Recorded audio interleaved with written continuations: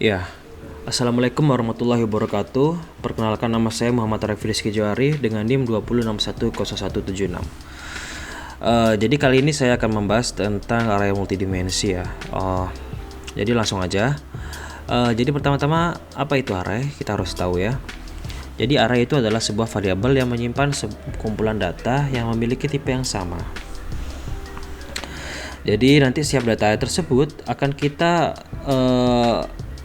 akan menempati alamat memori atau lokasi ya yang berbeda-beda. Dan lalu kita punya yang namanya elemen array. Elemen array itu dapat diakses melalui indeks. Jadi indeks dalam array itu dimulai dari angka 0 ya. Jadi bukan dari 1 ya, dimulai dari angka 0. Jadi langsung aja ke contohnya seperti ini bentuk penulisannya. Jadi bentuk penulisannya tipe data, lalu nama arraynya, lalu ukuran array ya. Ini contoh penulisannya.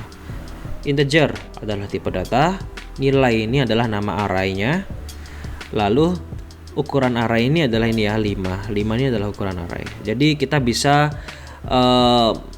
istilahnya menyimpan 5 data dalam satu array ini gitu ya. Jadi yaitu data-datanya ada 1, angka 1, 2, 3, 4, 5 ya. Lalu 0, 1, 2, 3, 4 ini yang di atasnya ini adalah indeksnya. Jadi indeks di angka ke-1 ini adalah 0 ya. Kan tadi sudah saya bilang kalau indeks array itu dimulai dari 0. Jadi yang pertama ini indeksnya 0 dan seterusnya 1, 2, 3, 4 gitu ya. Seperti itu.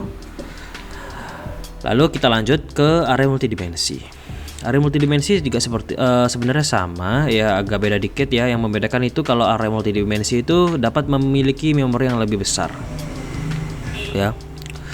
Jadi array multidimensi itu biasanya digunakan untuk menyebut array dengan dimensi yang lebih dari 2 atau array yang mempunyai lebih dari 2 subscript seperti itu ya.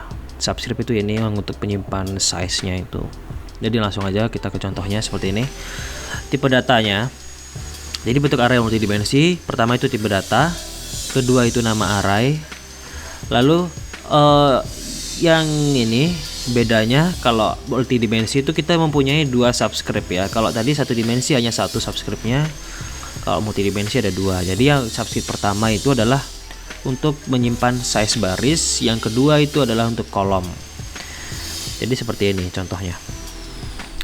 Tipe datanya adalah integer, nama arraynya adalah umur, lalu barisnya adalah 2 dan kolomnya adalah 3. Jadi baris itu vertikal, kolom itu horizontal ya. Jadi ini 01 ada 2 kan ini adalah baris. Yang ada 3 ini 1 2 3 itu adalah kolom. Seperti itu ya. Langsung aja ke contoh studi kasus. Jadi untuk yang pertama untuk array satu dimensi ya. Saya mempunyai studi kasus program pemesan makanan. Jadi jika kita mau memesan makanan, kita harus menginputkan dulu jumlah pelanggannya. Jumlah pelanggannya ada 3, ya kan? Terus setelah kita inputkan ini jumlah pelanggan, lalu setiap pelanggan akan memesan makanan dan minuman. Di sini misalkan sandwich. Jika sudah memesan makanan, data makanan ini kita akan simpan di array makanan. Jadi di program pemesan makanan ini saya membuat dua array ya, 2 array. Jadi yang array pertama itu untuk makanan, yang kedua itu untuk minuman. Jadi orang pertama ini akan memasukkan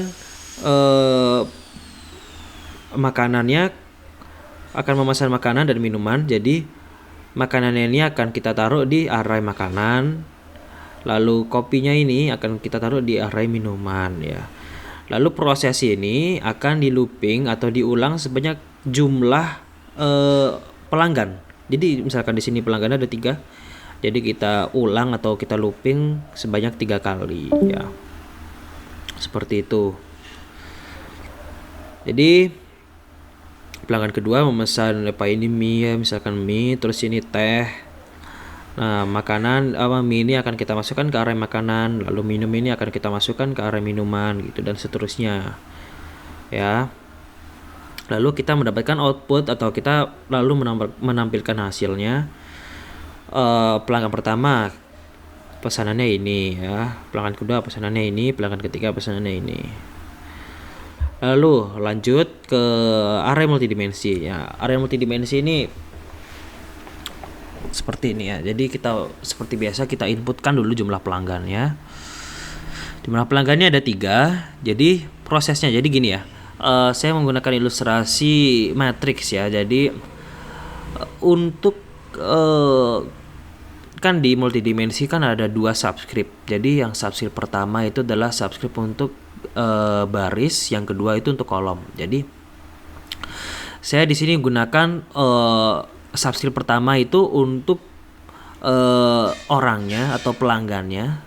Lalu subscript kedua kolomnya itu adalah untuk makanan dan minuman gitu ya, jumlah makanan dan minuman.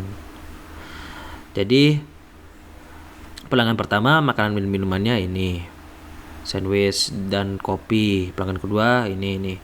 Nah, ini kita looping juga sebanyak 3 kali ya, jadi gitu. Jadi kita mendapatkan 3 baris dan 2 kolom gitu ya. Lalu ini outputnya seperti ini sama. Lalu ini adalah flowchart untuk area multidimensinya ya. Jadi pertama-tama itu kita memulai program start. Lalu setelah itu kita deklarasi variabelnya ya. Jadi ada integer n. Jadi integer n ini adalah jumlah pelanggan. Jadi gini. Jumlah pelanggan ini ada 3. Nah, 3 ini sama dengan n ini ya. N. Jadi kita sebelum mendapatkan 3 itu kita variabelnya masih n seperti itu ya. Lalu kita mempunyai yang namanya string menu. Jadi string ini adalah arraynya ya, ini adalah arraynya. Jadi ini string ini tipe data, menu ini adalah nama array, lalu n ini adalah jumlah pelanggan, dan 2 ini adalah makanan dan minumannya, kan ada 2 makanan dan minuman gitu. Ini baris, ini kolom seperti itu. Setelah itu kita masuk ke input dan output ya. Jadi ini adalah untuk wadah segi 6, ini adalah untuk wadah deklarasi variabel gitu ya. Yang jajar genjang ini adalah untuk input dan output. Jadi selanjutnya kita masukkan jumlah pelanggan. Setelah masukkan jumlah pelanggan, setiap pelanggan akan melakukan pesanan makanan dan minuman ya. Nah, lalu kita akan looping ini, proses ini sebanyak jumlah pelanggan ya. Lalu setelah itu selesai baru kita proses, lalu kita cetak array. Jadi kita cetak hasil semuanya tadi, kita cetak ya. Lalu n selesai seperti itu ya. Terima kasih. Jadi seperti itu penjelasan saya mengenai array multidimensi. Mohon maaf jika ada salah kata. Wassalamualaikum warahmatullahi wabarakatuh.